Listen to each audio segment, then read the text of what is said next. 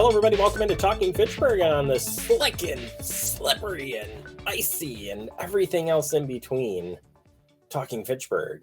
And by the way, 2, 2, 2, 2, 2, 2.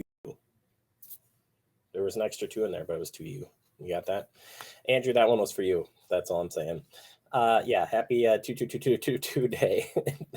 You can't even say it fast. I can. Andrew's good at that. Oh, Andrew said it's Tuesday. Get that one down too. All right, we're done. And my wife's sitting next to me today, and she's not happy with me either about 2 day. So we're gonna get moving on here. Hopefully you made it to and from work okay. Maybe you had to stay home today because we had our kiddos home today. They've been running around like crazy. Either way, we just hope you stayed safe as you work through this Tuesday. We'll get you the latest headlines happening here in Fitchburg, and coming up later in the show, we'll check in with the mayor. We talked with him last week. He'll have a full update for us on what's happening in and around the city. Plus, we'll check in with our friends at the Department of Trade Consumer Protection, and it is the top 10 consumer complaints list, which I've got right over here. And they'll break it down for you starting today. So we'll have that coming up here in just a little bit of time. First, let's jump to the headlines. A lot of closures, a lot of changes happened this morning. One that's still going to affect the rest of the week was the trash pickup. There was no trash pickup service today. So now there's a 1-day delay for the rest of the week. So if you were supposed to get trash pickup today, well, it'll be happening tomorrow. And so on and so on. If you were getting it on Friday, it gets picked up on Saturday. If you got any questions or want to get the alerts, which I encourage you do, get the alerts for this, all you gotta do is email info@pelletieri.com for more information, and they'll give you the latest from what they're doing to handle the storm and more with your trash pickup. All right, turning our attention to polling locations. As elections are coming up fast, we want to remind you that some of your locations where you're going to vote may have changed because the district map has changed. So we're going to help you get there easily. The first one is, where do you vote? Well, you can go to My Vote Wisconsin and type in the information on your screen there, and it'll tell you exactly where you're supposed to vote. So it's as easy as that. Now to the districts and where you'll be voting at. So Andrew has kindly updated the maps here as the city has, and he's rated out so you can see it a little bit easier. So this is District 1 now as it stands. You'll be voting at the Little John's Restaurant that's located at 5302 Verona Road.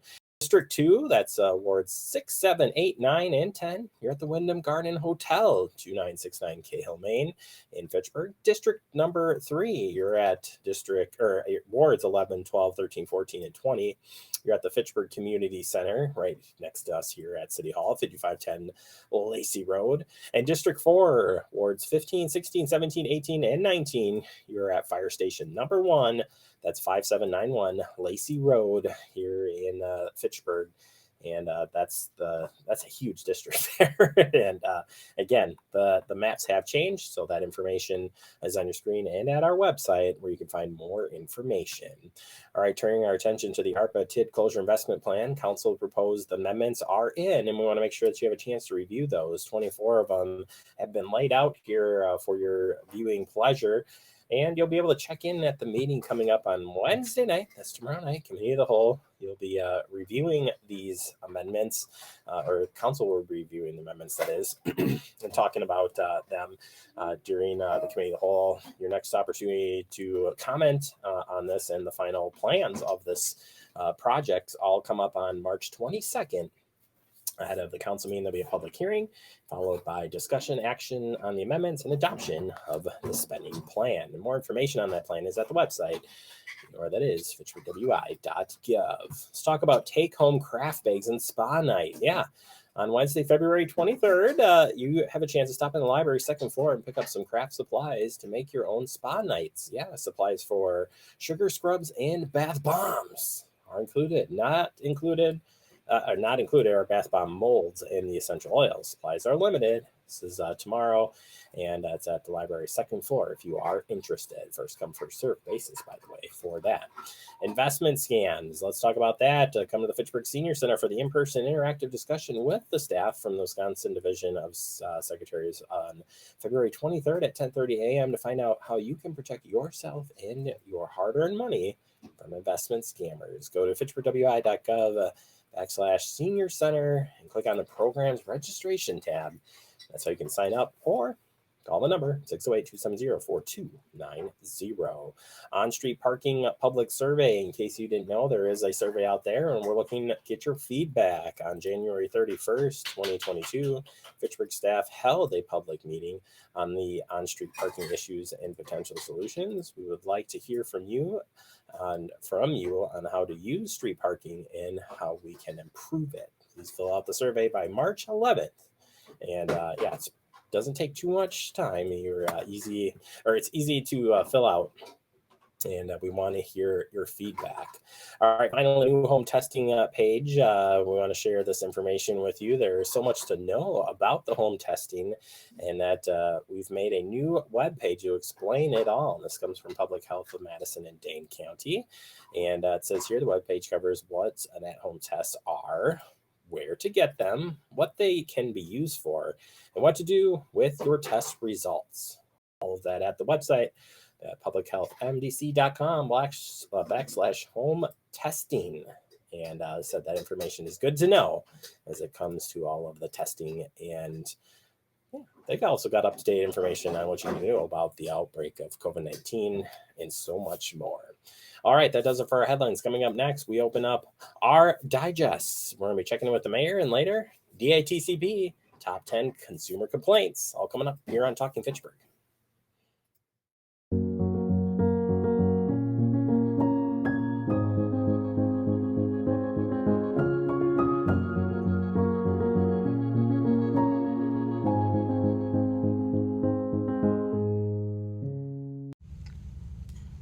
Hey, boss. Okay. Said I'm fine. Me to bed, see you in the morning with the frosted Superman, but it wasn't on it, and we lost it. In my head, in my head, in my head. We were underlay in my head. Hey, son. Hey, Bob. You know you can talk to me. Yeah. We're all just trying to keep things running for those who rely on us. Ready? That's why we don't have time to be sick with the flu. And especially this year, no one has time to get sick. Get a flu shot for yourself and those around you too. Welcome back into Talking Fitchburg. Joining me today for the city of Fitchburg, your mayor, Aaron Richardson. Aaron, welcome back to the show. How are you doing today? I'm doing great. Thanks for having me. How are you? Thank you for being on the show, and I'm doing well. We changed your timing here, so we're talking to you a little bit earlier in the month than usual, but you have so many good things to talk about, so it's actually works out in our favor and yours to talk about what's going on in Fitchburg. And we got a lot to get to. We're going to start with the investment plan. Just had the public hearing on your proposed plan. Where are we going next? So the next step is, you can see it on our website. It's out there. You can look at all the great things I would like to do. And now council members can submit amendments. So if they want to add things, if there's something on there that they'd want to take away, they can submit those amendments. And those are due in the next few days here. Once those are in, then we'll talk about those as a council and vote on whether or not we want to add those or remove stuff if possible. It's a little different. I think we talked about this last time, where we don't have to hit a certain number. We can be a little bit above what we have allocated. And with all the different programs and grants and things going out there right now, it's very possible that we'll be able to utilize some of those for some of these projects. And so that we will actually be able to do those things. I mean, that's the hope anyway, is we'll be able to do some of those things that we didn't think we could. Yeah, absolutely. And then after the plan is adopted, what is the next step? Because I think that might be the question here, is like, there are a lot of projects. You don't expect them to get done all right away, but what will people hear about after this? Well, I think there might be a few things that we tried to get approval for right away, things that we had planned to do in this budget, but had gotten pushed back. And so we want to get that okayed through the council. And so we'll do some of those things. But then a lot of those things are also going to be then included in the CIP, the capital improvement plan.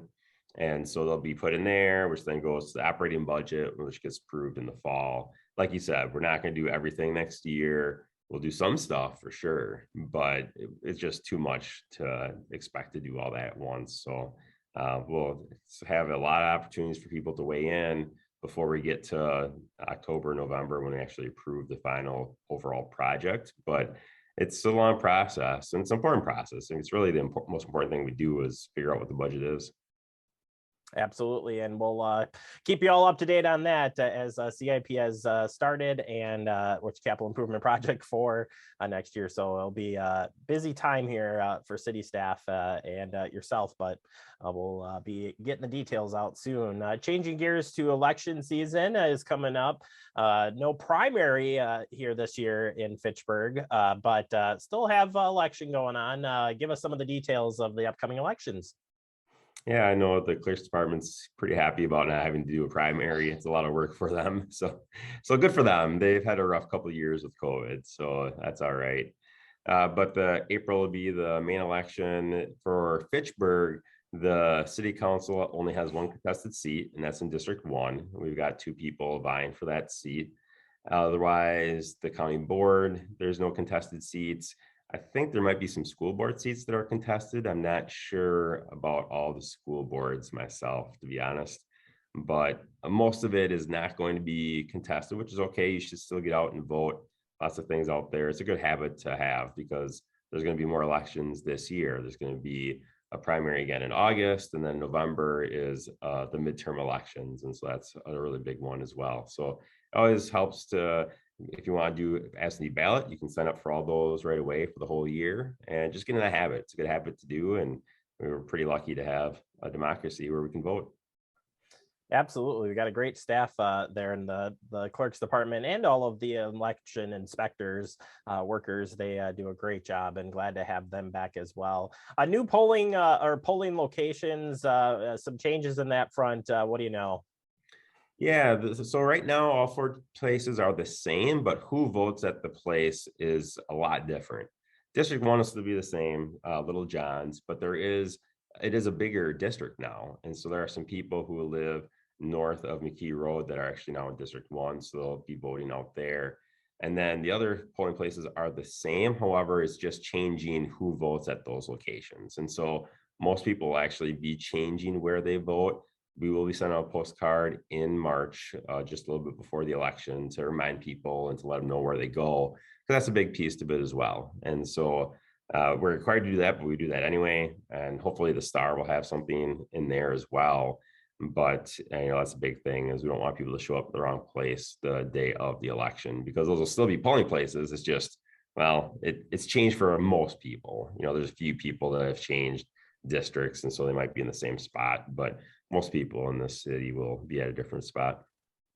Yeah, this was all part of the district mapping, redistricting mapping that happened earlier in the season, earlier in the year, or late last year, I should say, really, that finished up. So part of that. But yes, we'll continue to get the word out here from the city's sake, and make sure everybody gets to the right place. Finally, quickly, transportation update, Mayor, from council. We heard a little bit about this at council, but tell us what you know. Yeah, last night we approved extending our contract and agreement with Mass and Metro for bus service. They are in the process of evaluating all the routes throughout the whole network, actually. So there might be some changes to service, and that's something that they're bringing forward. But I mean, this is on transportation, something that we're always going to have. We need to have bus service.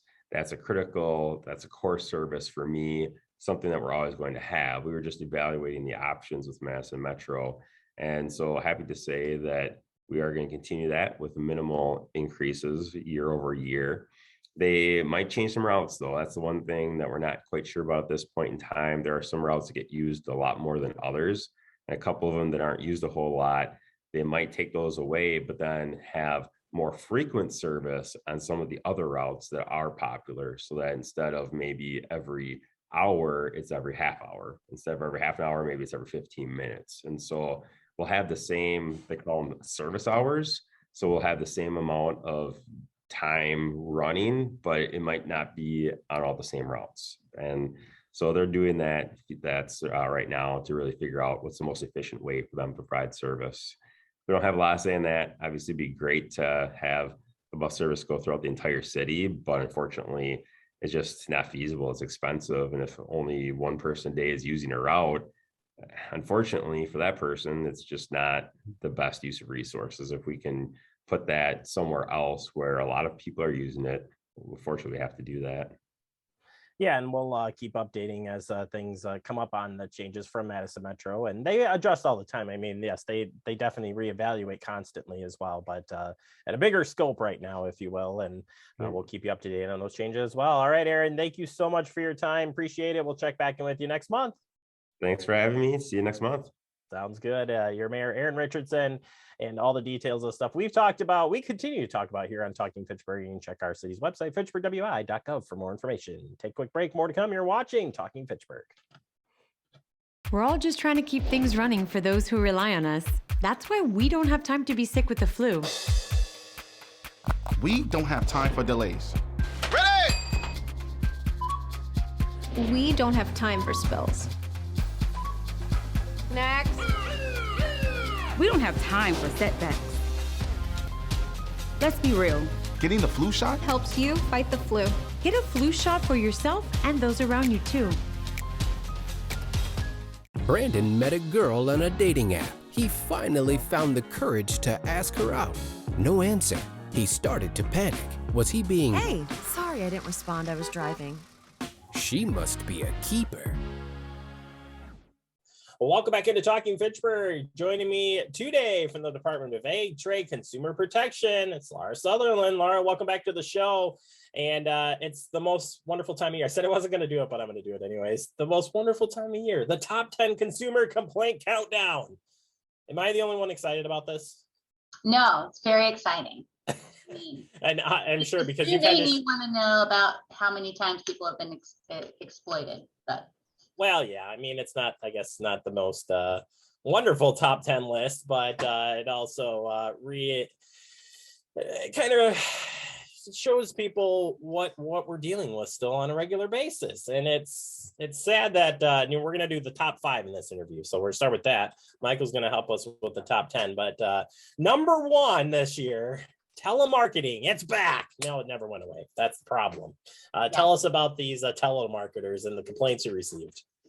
That's right. So number 1 is no surprise to anybody. Out of the over 11,000 consumer complaints that we received, telemarketing came in at 2,700. So lots of telemarketing complaints come into the department. And you're right, we sort of made light about the top 10, but this is really important for the department to see what's happening in the state of Wisconsin, how to allocate our resources with education, with enforcement, with investigation. So it is a really important time for us, and we're happy that you're highlighting it for your constituency so people understand what are the big areas of fraud in your community and how can you protect yourself from them. So not surprisingly, telemarketing continues to be the top consumer concern in Wisconsin for 2021. And a lot of these complaints are the ones that you imagine, the unsolicited texts and calls that come into your phone asking you for any number of things, which are trying to part you with your identity and from your money.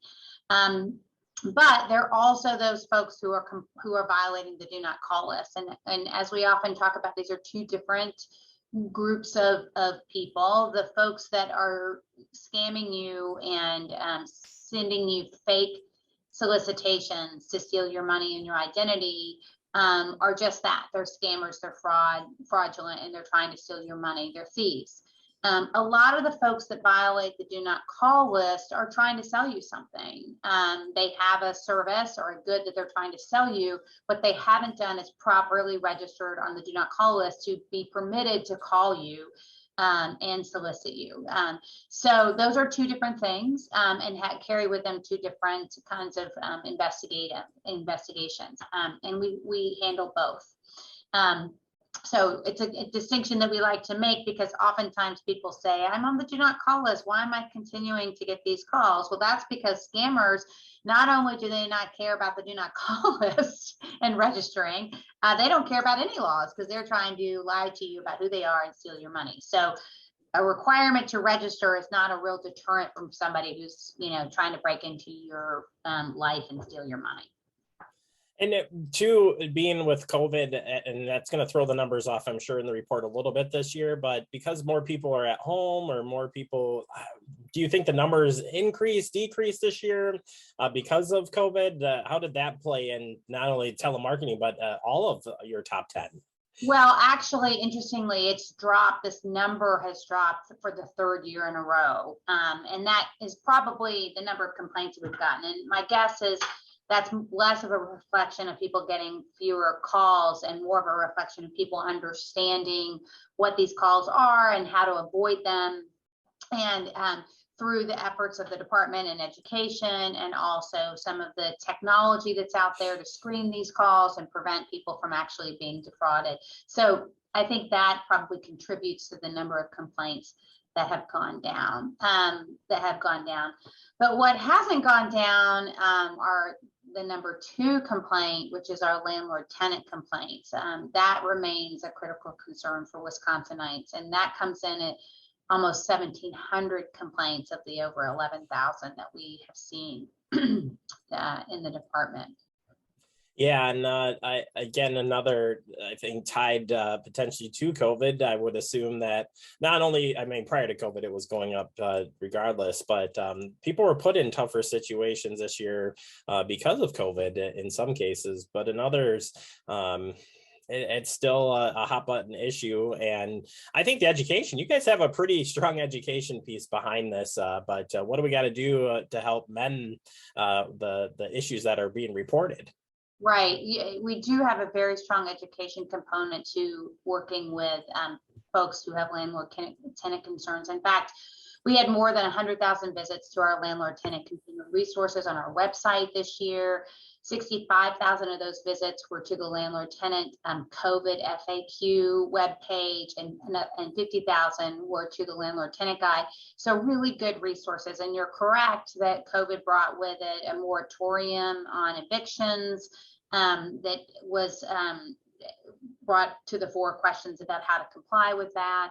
So we got questions from both landlords and tenants and provide resources to both, because as you know, landlords and tenants have rights and responsibilities under Wisconsin's law, and we do what we can to both educate folks, but also mediate those complaints when they can't get them resolved.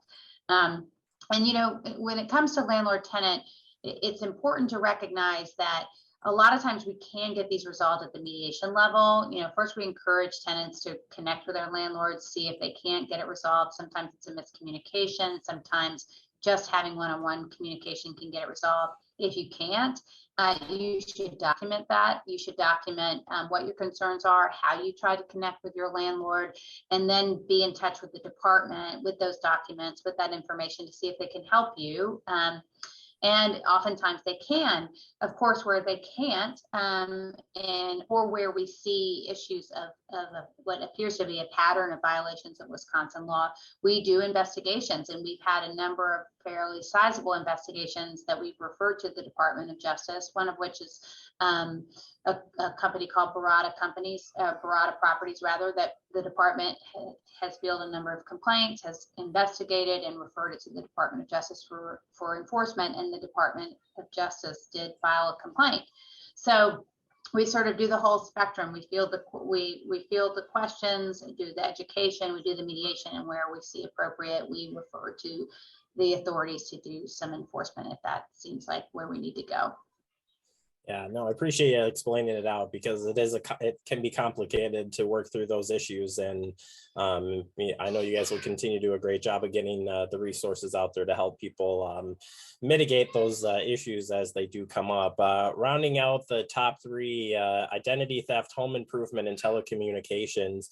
Identity theft on the rise, probably not a big surprise. Home improvement ones too. I'm guessing you're seeing some. A lot of people were doing home improvements the last couple of years, especially. So not surprising there. Yeah, so home improvement, absolutely. People were at home. Some folks had extra money that they weren't spending on traveling and what have you, and we're looking to do in home improvement. That sort of conflated with or intersected, I should say, with some supply chain challenges. So we did get more complaints around those issues. Not all of which were violations of law, obviously, but some are. We tend to get a fair amount of home improvement complaints where contractors perceivably have not complied with our law, particularly around having a lien waiver, contractual obligations, that kind of thing. And so, certainly when people are pushed out of the workforce, it's not uncommon for contractors to pick up their tools to make extra money, and that can result in contractors that don't know the law and aren't in compliance. So there's a whole lot of reasons that feed into that home improvement number. And then just backtracking a little bit to number 3, identity theft. We're really seeing a rise in these complaints, and that's true nationally. Lots of identity theft complaints. The FTC is reporting significant losses in ID theft around romance scams and cryptocurrency scams. So you are seeing more of this as more and more people are online sharing their identity for school, for shopping, for social media. One of the interesting things that you'll see from some of the FTC numbers on ID theft is that the theft is predominantly in the 18 to 35 age. It's not where the most money is lost, because that's not where the most money is, but more and more 18 to 35-year-olds are finding themselves victims of this fraud. And that's for the reasons I probably said, which is being online, sharing more and more information in all facets of your life. So we have lots of information about how to keep yourself safe from ID theft. We encourage you to visit our website and check that out. We also have a team of folks that if you're experiencing ID theft, it is clear that you are missing money from your banking account, that it's not something you did, or if you have a line of credit that has been opened and you know that someone is using your identity, be in touch with our department. We have some resources and staff that are experts and working in this space and can help you repair your identity and hopefully get your money back. All right. Well, I appreciate the breakdown. I know we didn't get there's so much to talk about here, and I appreciate you sharing the time. We'll pick up on the other 10 coming up with Michael a little bit later in the month. But for you all, thank you so much for your time. Appreciate it as always. And we'll check back in with y'all real soon. Okay. Thanks, Jeremy, for having me. You bet. Check out the Department of Bank, Trade, Consumers website for more information and the full breakdown of the top 10 list. We'll take a quick break. More to come. You're watching Talking Fitchburg. See on page 4 that the projections need to be flood next Thursday. Seriously? Thursday? Can't do that. This is really inconvenient. I have yoga that day. I have no time for this. So I can't do Thursday, but I can do Friday.